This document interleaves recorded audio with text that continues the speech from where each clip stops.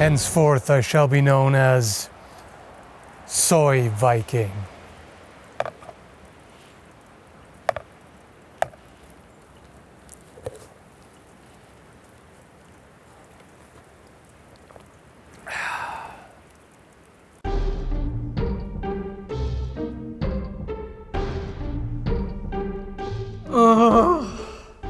You hatched too, didn't you? It's like the millennial version of a Viking. You gotta go with the times, right?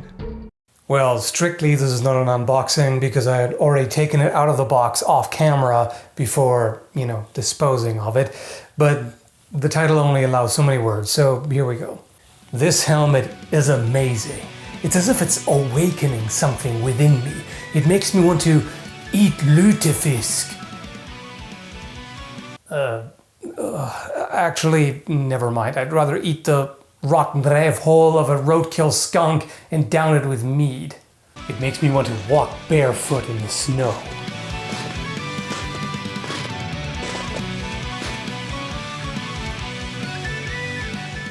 Okay, this sucks. It makes me want to go to Britain on a raid. Right, that's probably not a great idea. There needs to be some kind of raid. No, not you. I'm done with you. I just need to raid something.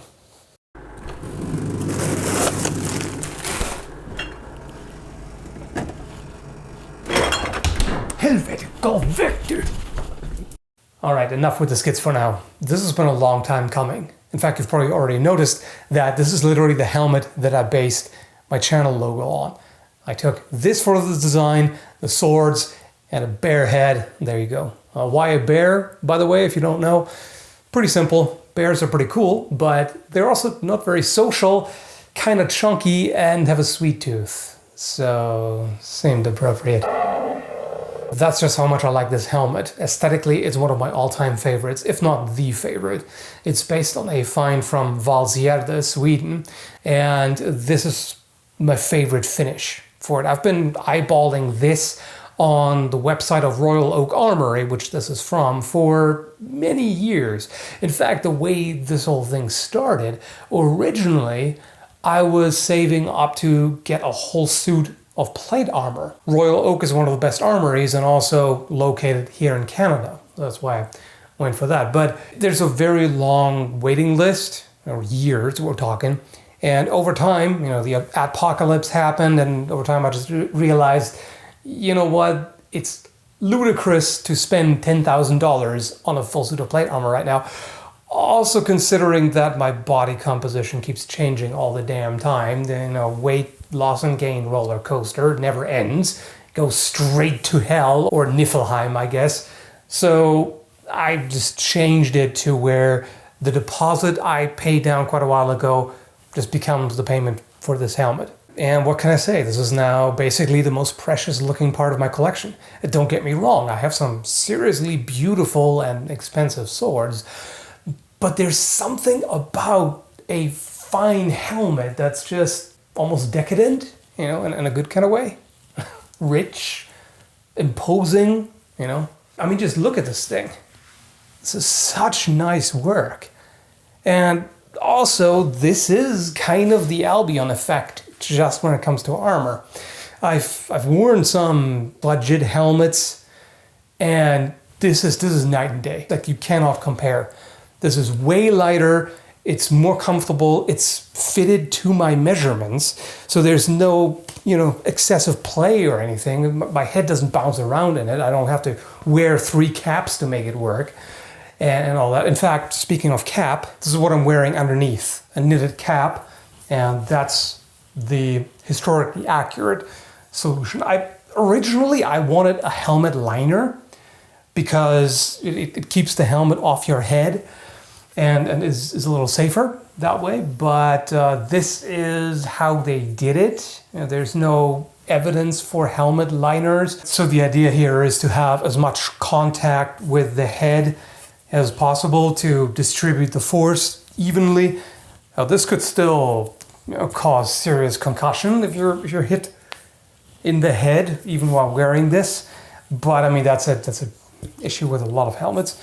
It's just, even with modern helmets, you know, football helmets and everything, they can't actually prevent concussions. But yeah, this fits really well.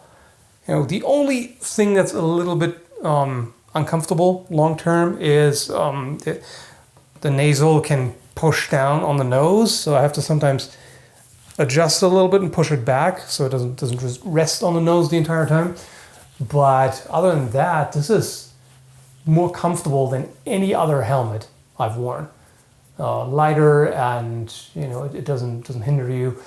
As far as vision is concerned, you do have this in your field of vision. So when I try to look down, either I have to look over top of this part through the eye opening, or I have to look straight down, and it doesn't really affect my vision a whole lot. Plus, the nice thing is this doesn't kill my peripheral vision. So to try to show you, I can see my hand here. Now it disappears. And now I see it again. So there's definitely a blind spot. From here to there is the blind spot. There I can see it again. And then I can see all of this. If I look to the side, I can still see it here. So of course anything in front of your face will limit your vision, which is why a lot of helmets have just a nasal. And so this is considered the kind of quintessential Viking helmet, even though technically this is from the earlier Vendel period, which came right before the Viking Age. Very few complete ones, we have some fragments, so there just are almost no helmets found archaeologically. But of course we also have helmets mentioned in the sagas and other written sources, so we know that at least some wore them, obviously, but they just were not easy to afford. So this would be upper class wearing a helmet. You know, as essential as it is, if you can't afford it, then you just don't have one.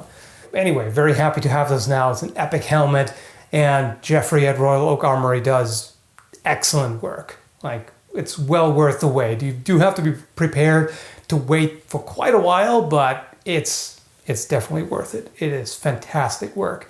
So I'll leave a link down below, and that's about it. Hope you liked it. Thanks for watching, and have a good one, folks.